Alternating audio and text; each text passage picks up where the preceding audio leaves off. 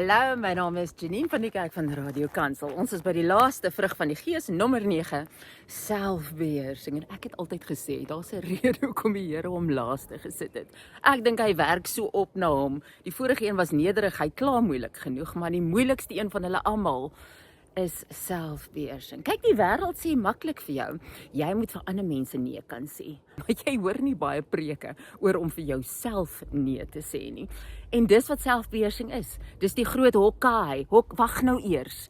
Dis wat selfbeheersing is. Moenie net indons nie. Wag eers, dink eers, wag vir die Here, vra vir die Here. Dis wat selfbeheersing is. Dis wat vas is align weer met die Here. Selfbeheersing. Nou kom ons en ons raak prakties. Right. Sê maar jy's getroud en jy hoor 'n storie daar by die werk van jou man wat met die girltjie met die kort rokkie by die watertank gekuier het en alles. Nou kom vlees. Vlees wat dood bring, gees wat lewe bring. Vlees sê vir jou, want jy kom natuurlik met al jou issues in die huwelike in en jou selfbeeldprobleme en al daai en die sê vir jou, sien jy? Kyk nou net, geen man is betroubaar nie. En jou vrede is by die deur uit. Nou raak jy jaloers en nou verloor jy jou humeur. Spreuke sê natuurlik, in Spreuke 16, dat hy wat sy humeur kan beteel, is beter as om 'n stad in te neem, want dis hoe moeilik dit is. Want die volgende ding, as jy jou humeur verloor, is jou mond sê wat jy nie wou gesê het nie, sê vernederende, afbreekende goeters, want jy het nie gehokkaai nie. Selfbeheersing sê, wag net eers.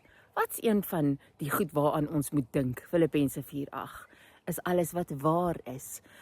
Hokkaai sê, wag eers en vind uit wat waar is. Sê nou, dit is nie so nie. Sê nou, hy het net gekuier. Sê nou, sy het by hom aangeleen en hy het nee gesê. Dan skielik het jy nie net die vrede van weet, oh wow, hy was getrou nie.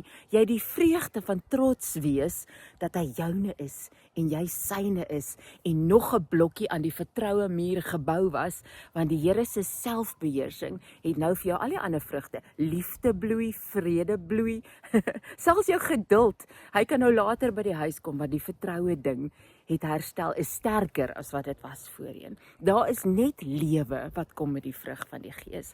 So volgende keer wat jy sê selfbeheersing is te erg, hoor my, die beloning daarvan is altyd die moeite werd. Die prys daarsonder is nooit die moeite werd nie. So, kom ons gaan doen die lewe. Ons doen dit saam. En as jy swak voel, doen dit saam met kerk. Kry vriende. En as ander mense om jou swak is, dan hou jy hulle arms op. En as hulle begin val daar na die vleeskant toe en begin doodbetaal, dan sê jy vir hulle, hokkaai, bietjie selfbeheersing gaan nou help. Nou maar toe, ons gaan hardloop.